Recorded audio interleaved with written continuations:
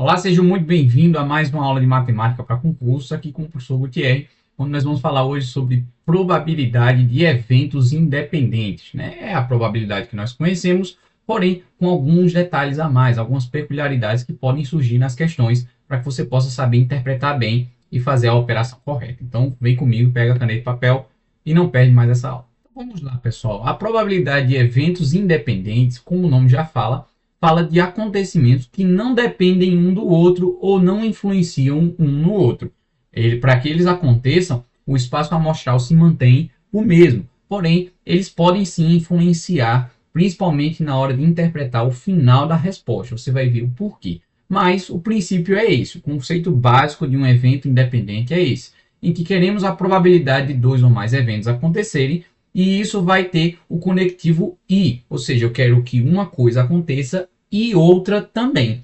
E assim a gente pode multiplicar as duas probabilidades ou mais probabilidades dos acontecimentos. Então utilizamos sim a multiplicação das frações que representam as probabilidades estudadas. Lembrando que para que você possa desenvolver bem esse conhecimento, é necessário que você estude e revise as operações com conjuntos, a distribuição lá naquele diagrama de Venn vai ser muito importante. Além disso, nós também podemos entender e utilizar as outras operações com fração, como a adição, subtração e também a divisão. Porém, o maior foco será a multiplicação e a simplificação das frações, né? Onde às vezes tem uma fração com um número muito grande e a gente pode dividir tanto em cima quanto embaixo por um número natural para que ela fique um pouco mais enxuta ou então transforme ela em porcentagem, tá bem? Então vamos ver aqui alguns exemplos do que acontece com a probabilidade de eventos que são independentes. Para que você tenha uma noção, na teoria dos conjuntos, é como se nós quiséssemos a interseção das probabilidades, né? Eu quero que aconteça duas coisas ou mais ao mesmo tempo, sem que elas interfiram uma na outra.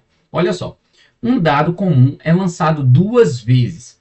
Qual a probabilidade de saírem números menores do que 3 nos dois lançamentos? Observe que um lançamento não influencia no outro. Você vai lançar um dado, depois vai recolhê-lo e lançá-lo novamente. Então, o nosso foco aqui é querer a probabilidade de que aconteçam números menores do que 3. Quais são os números que são menores que 3 no lançamento de um dado? Nós temos o número 1 e o número 2. E aí vai um cuidado, tá? Se ele falou menor, não quer dizer que é igual. Para se utilizar o número 3 aí no lançamento do dado, tem que ser menor ou igual a 3, tudo bem? Então, nós só temos duas opções, né? Dois elementos aqui que são menores do que 3. Ó, menor que 3. E qual é o total? Né? Isso aí é o que nós queremos que aconteça. Então, numa probabilidade, ó, se fosse lançamento só de um único dado, a probabilidade disso acontecer, o que nós queremos tem dois elementos favoráveis, né? O 1 e o 2. E qual é o total de possibilidades nesse caso? São 6, já que o dado tem 6 faces, tá? Então, ó, 2 sextos, se a gente puder simplificar, vai dar 1/3. É a mesma coisa que 1/3, porque a gente divide aqui tanto em cima quanto embaixo por 2. Porém, nós temos dois lançamentos. Então, se esses lançamentos, além de independentes, são consecutivos, né, um depois do outro, no primeiro lançamento, a chance é de 1/3 de ser um número menor do que 3 no lançamento. Mas nós temos um novo lançamento, então multiplicamos também de novo por 1/3, fazendo aqui ó, a probabilidade ser de 1/9, tá bem? Porque esses eventos são independentes e nós queremos que um aconteça e o outro também aconteça um número menor do que 3. Por isso tem que ser multiplicado. Para transformar isso em porcentagem, basta a gente multiplicar essa fração por 100, ou basicamente dividir 100 por 9, né? Então, ó, vamos fazer aqui essa divisão rapidinho, porque é importante você saber como dividir com números decimais.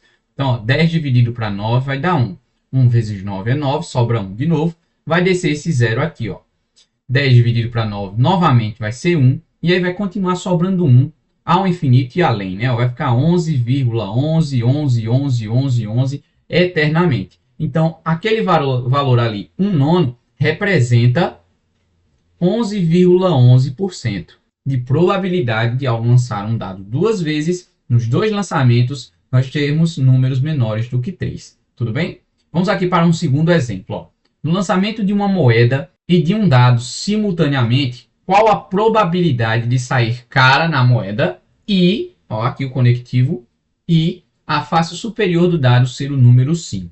Então, ó, primeiro, sobre a moeda. A moeda, tanto o cara quanto coroa, nós temos aqui a probabilidade de 1 sobre 2, né? Uma chance em duas. Enquanto no dado, para que saia a face superior a 5, então, ó, a face superior, que é a que fica na parte de cima, ser o número 5 especificamente, não que seja maior do que 5, tá? Mas o número 5 é apenas uma chance em 6. Então, nós multiplicamos essas probabilidades porque esses dois eventos são independentes, né? A moeda nem o dado vão influenciar nos seus lançamentos um do outro, tá? Então, é só multiplicar aqui, ó. 1 vezes 1 vai dar 1 e 2 vezes 6 vai dar 12. 1 sobre 12. Se quisermos isso em forma de porcentagem, nós temos que multiplicar essa fração por 100. E aí é só dividir 100 por 12, né? Ó, número 100 dividido por 12.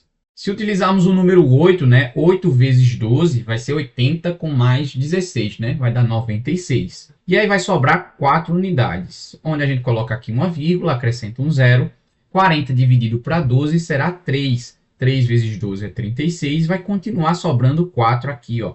Então, ó, esse número vai ficar lá, 8,33333. Então, 1 sobre 12 também pode ser escrito e expresso como 8,33% aproximadamente. Tudo bem? Então, assim a gente consegue calcular a probabilidade simultânea de vários eventos que são independentes acontecerem, justo por causa daquele conectivo I, que faz com que a gente multiplique as frações, beleza? Então vamos ver aqui alguns exercícios em concursos, né? Eu separei aqui questões de diversas bancas para que a gente possa ter um panorama bem interessante sobre como esse conteúdo é cobrado nas provas por aí afora. Então vamos lá, número 1. Essa é da IBAN 2023. Texto grande, nós vamos direto aqui para a pergunta principal. Eu trouxe essa questão porque ela não pergunta especificamente a probabilidade, mas eu quero utilizá-la para que a gente possa aprender probabilidade com ela. É uma questão de conjunto, tá? Mas você vai ver como isso aí também pode ser cobrado em outras bancas. Ó, diante dos dados relacionados, pode-se concluir que o número de colaboradores que interagiram o voluntariado na festa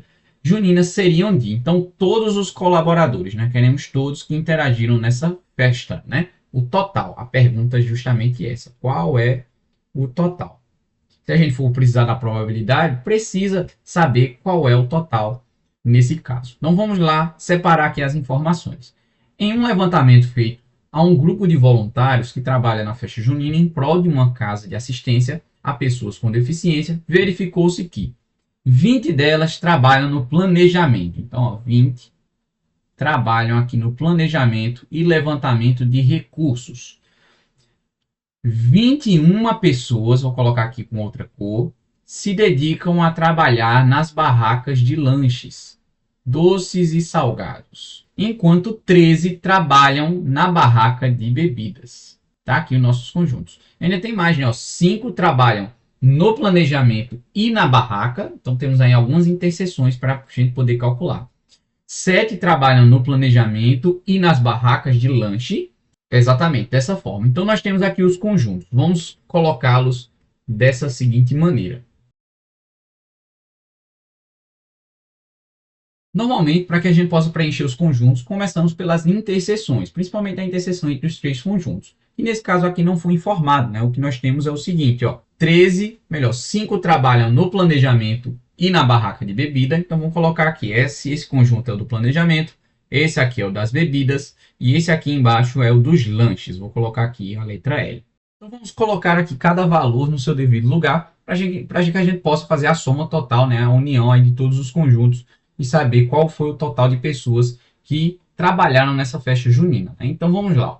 Começando aqui, ó, sempre do final da pergunta, porque numa questão de conjuntos a gente começa sempre pelas interseções. Ó, ali em cima diz o seguinte, ó, que 5 trabalham no planejamento, né, dos recursos e também na barraca de bebidas. Então esse número 5 ali vai ficar nessa interseção aqui, ó.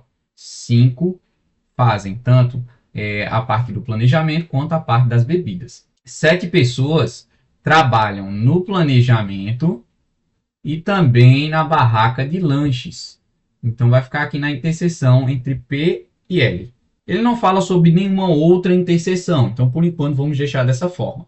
Agora o próximo passo é poder subtrair cada um dos conjuntos pelas suas interseções. Então aqui na parte do planejamento, ele diz ali, ó, que são 20 pessoas. Como aqui já tem 12 pessoas, então a gente tem que fazer uma subtração.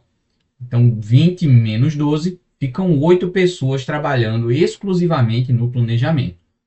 21 pessoas se dedicaram a trabalhar na barraca de lanches. Como aqui, ó, na parte dos lanches, né, que é todo este conjunto aqui, ó. Como a barraca dos lanches já tem 7 pessoas ali, marcando ali, então 21 menos 7 vai ficar 14 pessoas aqui de maneira exclusiva na parte dos lanches. Enquanto na barraca de bebidas, temos ali um total de 13 pessoas. Como 5 já estão sendo utilizadas aqui, ó, se eu selecionar todo o conjunto para você ver, ó, a barraca de bebidas eu coloquei de vermelho, né? Pronto, então vai ficar assim, ó. Então, como 5 pessoas já estão ali, né, e não tem mais nenhuma outra interseção, a gente tem que subtrair, né? 13 menos 5. 13 menos 5 fica um total de 8 também. Então, agora basta somar todos esses valores. Mas, Gutierre, e a interseção de todos os conjuntos? Ele não informou nada, então a gente vai utilizar apenas o que a gente tem, tá? Então, vamos somar tudo aí, ó. O total, esse total pedido aí, vai ser 14 mais 7 mais 8 mais 8 mais 5. Somando 14 com mais 7 dá 21. Somando esse 8 com esse outro 8 fica 16. E somando aqui mais 5, né? Se a gente somar 16 com 5 vai dar 21 também. Então 21 mais 21 dá igual a 42, o que nos dá a alternativa letra B de bola, tá? Então toma cuidado nesses casos aí onde a gente tem um conjunto para resolver. Então imagina agora que essa questão é pedida uma probabilidade. Vamos dizer que depois dessa festa junina vai ser sorteado algum prêmio. E eu quero uma pessoa escolhida aleatoriamente, né? Sorteada ao acaso desse pessoal todo. Então imagina que eu vou sortear aí o primeiro e o segundo colocado. Então quais as chances, ou melhor, qual a probabilidade desses dois sorteados serem da turma do planejamento? Então vamos lá, quantas pessoas estão no planejamento? Nós temos ali, ó, em cima mostrando que 20 pessoas trabalham nesse planejamento. Então se a gente colocar aqui a probabilidade de ser dois sorteios, né, com o planejamento, vai ficar o seguinte, ó. Na primeira vez que for sorteado, serão 20 de um total de 42. Mas no segundo colocado, uma pessoa já foi sorteada, então ela não pode ser sorteada novamente. Então vai ficar como 19, né? E embaixo, ao invés de 42, será apenas 41 pessoas, porque uma pessoa já foi sorteada. E aí a gente simplifica todas as frações. Por exemplo, 20 e 42 podem ser divididos por 2. Então, aqui em cima vai ficar 10 e aqui embaixo vai ficar 21. O 19 é um número primo, não tem o que fazer. 41 também, então a gente só faz multiplicar aqui agora. 190 sobre 20 vezes 41. Né? Se for 20 vezes 40, daria um total de 820. Mas como é 21, é uma vez mais o 41, tá? Então vamos lá, novamente. Se for 20 vezes 41, seria 820. Como ainda tem mais uma vez, então 820 com 41, 861. E aí é só transformar isso aí em porcentagem, né? Multiplica por 100 e faz a divisão, que a gente tem uma maneira de estudar. Então quando você tiver questões de conjunto, se estiver estudando aí algumas questões de conjunto, é importantíssimo sim que você se faça perguntas. Qual a probabilidade de sair um primeiro e segundo colocado? Ou então sortear duas pessoas de uma vez só? Porque sorteando duas pessoas de uma vez só, a parte de baixo ali da fração ela não vai mudar, né? Então, ó, o primeiro a ser sorteado serão lá 20 pessoas de um total de 42. E lá, de novo, serão 19 pessoas de um total de 42 também. Porque vai ter que puxar os dois ao mesmo tempo. Tudo bem? Vamos aqui para outras questões. Essa aqui diz o seguinte, ó. Um funcionário da prefeitura está participando de uma competição de arco e flecha. Ele deve acertar a flecha em uma maçã disposta em um totem a 5 metros de distância. Sabe-se que a probabilidade desse funcionário acertar é de 90%. Então, ó, já temos aqui uma probabilidade, né? A probabilidade dele acertar a flecha é de 90%. Independente se tiver acertado as flechas anteriores ou não. Então, cada flecha vai ter 90% de chance, mesmo que seja 50, 100 flechas. Cada uma delas será 90%. Assim, após fazer 2 lançamentos seguidos, então agora a pergunta é, após 2 lançamentos seguidos, qual a probabilidade desse funcionário ter acertado as 2 flechas na maçã? Então, após fazer 2 lançamentos seguidos, qual a probabilidade dele ter acertado, né, esses 2 lançamentos, né? Então, vamos lá. O primeiro lançamento temos uma probabilidade de 90%, concorda? O segundo lançamento também será de 90%, porque eles são eventos independentes. Então, ó, 100 aqui também. Para que a gente possa chegar agora na conclusão, basta agora multiplicar essas frações aqui, já simplificando aqui para ficar mais fácil. Eu vou dividir ali, ó, cortar os zeros de cima e 2 zeros embaixo também. 9 vezes 9 vai dar 81 e 100 vezes 1 é 100. Então, isso aqui significa 81%, já que toda porcentagem é uma fração de 100. Respondendo, então, aqui será a letra A. Beleza? Então, veja uma questão bem simples, mas que você precisa compreender. Se eu quero que o primeiro lançamento da flecha seja correto e o segundo também, então eu tenho que multiplicar as 2 probabilidades, tá certo? Questão número 3 da Selecom 2022. Um arquiteto apresentou os projetos A e B para a sua prefeitura de um município. Considere que a probabilidade do projeto A ser aprovado é de 80%. Então, vamos colocar aqui de laranja o projeto A.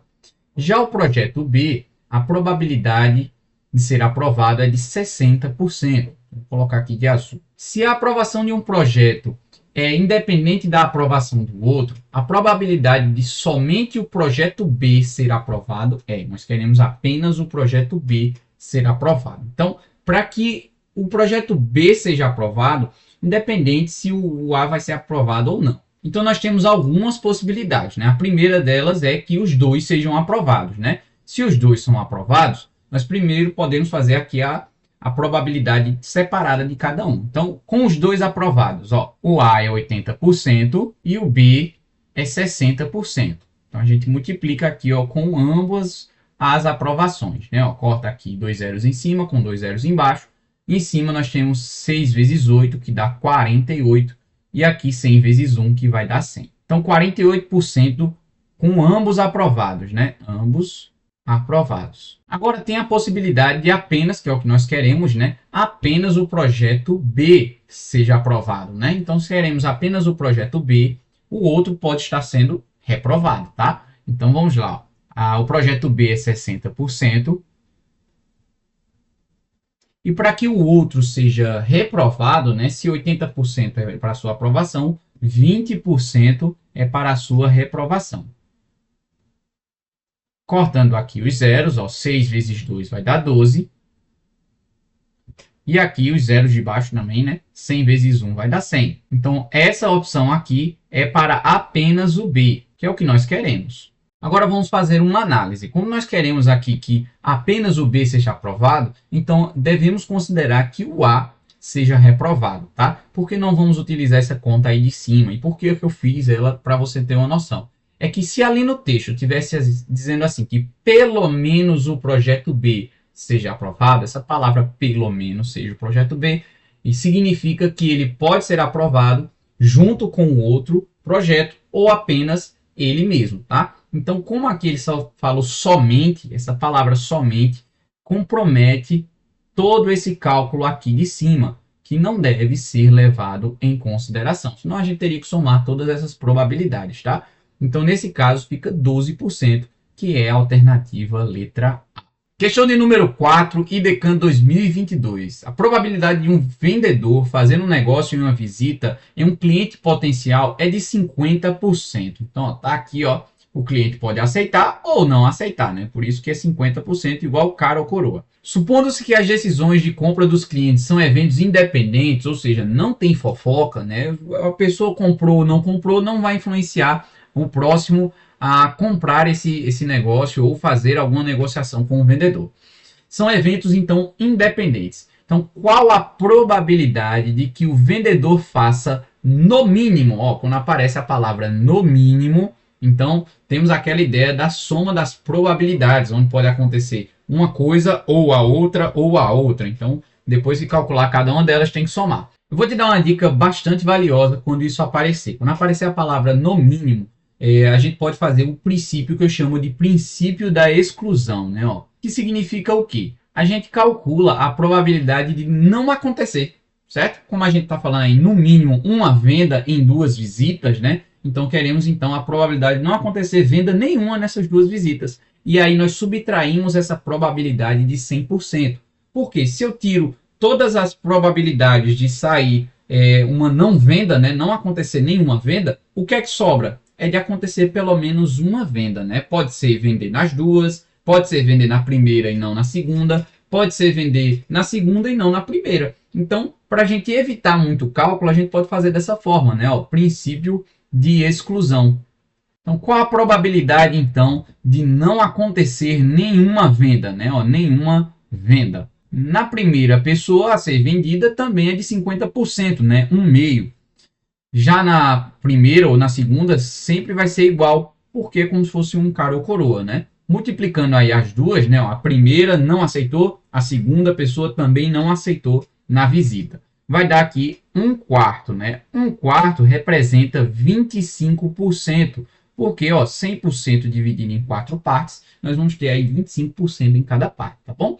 Então, 25% é a probabilidade de não acontecer nenhuma venda em 2 visitas. Então, como nós estamos fazendo o princípio da exclusão, quanto falta para 100%? 75%, que é a nossa resposta. Veja como fica bem mais simples. Como seria da outra forma, Gutierrez? Eu teria que calcular todas as maneiras, né, possíveis. A primeira de que haja venda nas 2, mais a de ter venda na primeira e não na segunda, mais a possibilidade também de não vender na primeira, mas vender na segunda. Então, isso aí pode dar um nozinho na nossa cabeça. Quando fala a palavra no mínimo, eu prefiro utilizar aqui o princípio de exclusão, porque aí a gente consegue excluir, né? E o que sobra é a nossa resposta. Questão de número 5. Em uma gaveta temos 12 camisas, das quais 4 são de gola polo. E o restante, né? Então, o restante aqui seriam o que sobra, né? 12 menos 4 fica igual a 8, né? O restante é de gola normal. Retirando-se, então, 2 camisas sucessivamente ao acaso e sem reposição. Ou seja, tirou uma camisa, não vai colocar ela de volta, né? Já retirou a camisa, a próxima camisa já vai estar com uma a menos lá, porque já foi retirada uma camisa. Qual a probabilidade das 2 camisas retiradas serem gola polo? Então vamos lá. Qual a probabilidade da primeira ser gola polo? Né? Ó, a probabilidade da primeira ser gola polo. Se nós temos 4 camisas com esse tipo de gola, então são 4 de um total de 12 camisas. Mas agora, quando eu for retirar a segunda, a primeira já está fora do armário, né? Fora dessa gaveta, perdão. Então, ao invés de 4 camisas polo, serão 3. E ao invés de 12 camisas no total, serão 11. Então vamos multiplicar aqui. Dá para simplificar, Gutierrez? Dá. Eu vou simplificar antes mesmo de fazer aqui a conta. Ó. O 4 e o 12, se eu dividir por 4, fica 1 em cima. E aqui na parte de baixo serão 3. E aí, ó, observa o que vai acontecer. Ó. 1 vezes 3 é 3. E 3 vezes 11, 33. Se você simplificar novamente, vai dar 1 sobre 11. Mas daria para simplificar isso logo aqui, ó. Anteriormente, ó, você pode dividir o 3 com o outro 3 também aqui, ó. E aí fica só 1 e 11 aí no denominador. Então, nossa resposta fica aqui, a letra C de casa, tudo bem? Vamos então para a próxima. Questão número 6. Sabemos que um baralho é composto de 52 cartas. Isso aqui é o que? O nosso espaço amostral, tá? Onde temos a representação de 4 naipes. Copas, ouros, paus e espadas. Dessa forma, cada naipe é representado por 13 cartas, ó. Tá? 13 cartas, porque é 1/4 das cartas tem esse tipo de naipe, tá bom? Determine qual a probabilidade de escolhermos ao acaso e sucessivamente 3 cartas, né, sem reposição, sendo do mesmo naipe, né? E não queremos, então, uma carta que seja do mesmo naipe. Nós não podemos utilizar aqui 1/4 como resposta, tá? Por quê? Porque 1/4 aí a gente está dizendo que é sortear uma carta e ela ter um determinado naipe apenas, né? Eu quero qual a probabilidade de sair de espadas? É 1/4. Nós temos 4 naipes. Mas nós queremos 2 cartas. Retirar uma, depois retirar a outra, sucessivamente sem reposição, né? Ó, sem reposição. Então, para a primeira carta, a probabilidade aqui, ó, a primeira carta que seja de um mesmo naipe é de 13 sobre 52. Porque nós teremos 13 cartas com o mesmo naipe de um total de 52. Mas agora a próxima carta não será mais 13, porque 1 já foi retirada. Da mesma forma, 52 como total não será mais 52, será 51.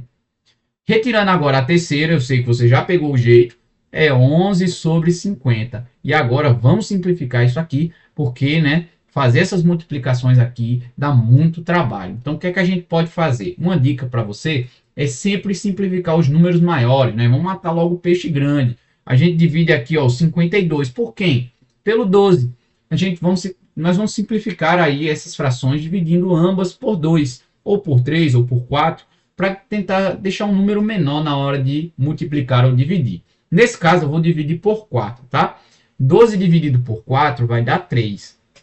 E 52 dividido por 4 é dividir na metade e depois na metade de novo, tá? Metade é 26, metade fica 13. Mas, professor, como é que eu sei por qual número eu devo dividir? Bom, a divisão tem que ser exata. Então, procuramos sempre números que, ao dividir, vai dar um número exato, sem sobrar, sem dar número decimal, né? Normalmente começamos com o número 2, o número 3 e o número 4. Até o número 5 são muito utilizados. Então, eu peço que você revise, por exemplo, as aulas de múltiplos e divisores, por exemplo, que vai te ajudar bastante a saber, ó, como é que eu divido por 2, se o número for par. Como é que eu divido por 3, se a soma dos algarismos estiver na tabuada do 3. É o caso, ó, 1 mais 2 e 5 mais 2, vai dar 7, não dá, né? Então, por 4, nós conseguimos dividir por 4, se der para dividir na metade, depois na metade de novo. Por 5, tem que terminar em 0 ou 5, tá? Então, é sempre um número de cima e um número de baixo, nunca na horizontal, tá certo? Outra coisa que dá para simplificar aqui, ó, é cortar esse 13 com esse 13 que ficou, ó. Não é 13 sobre 13? Isso dá 1 inteiro, né? Imagina, uma vez qualquer coisa, não vai mudar em nada. O que é que nos sobra? 3 vezes 11, que dá 33, e 50 vezes 51, que vai dar 2.550. Agora basta a gente fazer aí a divisão, multiplicando essa fração aqui por 100, porque nós queremos em porcentagem, né? Tá todas ali, ó, em porcentagem. Então a gente precisa multiplicar por 100. Então qual será a divisão final, né? Ó, será 33 com mais um acréscimo de 2 zeros dividido por 2.550. Podemos aí cancelar um zero para facilitar, ó. 330 dividido por 255. Dá 1 apenas, né? Que vai dar o próprio 255, subtraindo aqui, né, para chegar em 300. Chegar em 300 falta 45, conta comigo? Mas ainda tem os 30, já que é 330. 45 com 30 dá 75. Não tem mais ninguém para descer, né? Eu cortei ali o zero, então a gente vai colocar aqui uma vírgula e acrescentar um zero, né? Te permite, ao colocar a vírgula, te permite usar como recurso um zerinho a mais. 750 dividido por 255. Ó, se eu fizer 3 vezes, vai passar um pouquinho mais, porque 3 vezes 250 dá 750 certos. E aquelas 5 unidades ali vai acabar passando. Então não será 3 aqui após a vírgula, será um 2. 2 vezes 255 será 510. Já dá para eliminar aqui algumas alternativas, né? Só sobra ali a letra D ou letra E como possíveis. Quanto é que vai sobrar aqui? Ó, aqui vai sobrar 4 e aqui vai sobrar 2. 240 dividido por 255. Não dá para dividir. Lembra? Já tem a vírgula, posso usar o recurso de um zero a mais. 2.400 dividido por 255. Observa aqui as duas alternativas que estamos aqui apostando, né? Essa e essa daqui. Após a segunda casa, na segunda casa decimal, né? Na verdade, aqui tem um 9 e aqui tem um 2. Se a gente utilizar o 2 na nossa divisão, vai chegar nem perto, né? 2 vezes 255 é 510, é muito longe de 2.400. Então, obviamente, a resposta aqui é 1,29, porque aí sim vai chegar em 3.300, né? Vai chegar em 2.400, o mais próximo possível. Então, a resposta aqui é a letra D de dado, né? Ó, essa fração, 33 sobre 2.250, ela pode ser reescrita na forma de 1,29% aproximadamente, tá certo? Última questão deste vídeo é da Sesgran Rio, e ela diz o seguinte, ó: um juiz de futebol possui 3 cartões em seu bolso. Um deles é todo amarelo, o outro é todo vermelho e o terceiro é vermelho de um lado e amarelo do outro. Num determinado lance, o juiz retira ao acaso um cartão do bolso. Então, ele vai ter que tirar um cartão do bolso, mostrando ao jogador. Qual é a probabilidade, ou a pergunta, qual a probabilidade de a face que o juiz vê seja vermelha e a outra face mostrada ao jogador ser amarela? Então nós temos aqui que retirar um cartão e tem que ser aquele cartão que de um lado é vermelho e do outro lado é amarelo, né? Senão não tem como acontecer. Então, ó, qual é o total de chances favoráveis a nós? É apenas uma de um total de 3 possibilidades, né? Tem um cartão que vai nos favorecer de um total de 3. Mas além disso, ele quer, ó, é uma probabilidade aí de um evento independente, mas é intercessório, né? Então, 1/3 vezes quanto? Vezes 1/2. Porque após retirar o cartão que a gente quer, ele tem que estar com o lado vermelho para o juiz e o amarelo para o jogador, né? Existe uma possibilidade de duas. É igual uma moeda, né? Cara ou coroa. Eu quero que cara fique de um lado e coroa do outro. Então só tem uma chance em duas. Então multiplicando essas duas probabilidades aqui, ó, retirar um cartão e o cartão desejado sair do jeito que a gente quer, vai dar aqui, ó, 1 vezes 1 é 1 e 3 vezes 2 é 6. 1/6, gente, é uma das frações clássicas que aparece muito em questão de concurso, tá? 1/2 significa metade, ou 50%. 1/4 significa 25%. 1/3 é 100, né, dividido por 3, dá 33,3333333%. E o 1/6, gente, já decora aí, sempre aparece, é 16,66% aproximadamente, que vai dar aí uma dízima periódica, né? 0,666666. Então a resposta aqui é a letra C. Caso você não lembre, faça a divisão. Divida 1 por 6, vai acrescentar 0, e você vai chegar na mesma resposta. Mas essa fração é uma típica fração utilizada nas questões de probabilidade e de porcentagem, tá? 1/6, 16,66, beleza?